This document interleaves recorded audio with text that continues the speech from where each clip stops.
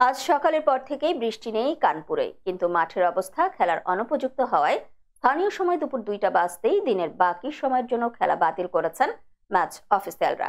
কানপুরে বৃষ্টি বিঘ্নিত প্রথম দিনে মাত্র 35 ওভার খেলতে পেরেছিল বাংলাদেশ। 3 উইকেটে 107 রান তোলা বাংলাদেশ পরের 2 দিনে রান বাড়ানোর কোনো সুযোগ পায়নি। গতকালও কোনো খেলা হয়নি।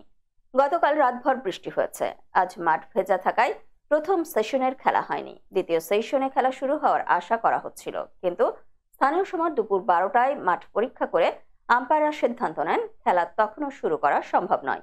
তখন জানানো হয় তৃতীয় সেশনে খেলা শুরু করা যাবে কিনা সেটা দেখতে দুপুর 2টায় আবার নামবেন তারা। 2টা বাজতেই মাঠে নামেন অফিসিয়ালরা, কিন্তু মিড অফ অঞ্চলের একটি জায়গা নিয়ে অসন্তুষ্ট ছিলেন সবাই। তখনও ওই জায়গাটা অনুপযুক্ত ছিল খেলা শুরুর জন্য। এ কারণে দুই দলের কর্মকর্তাদের ডেকে মিড অফ অঞ্চলের দিকে ইঙ্গিত করে সিদ্ধান্ত জানিয়ে দেন।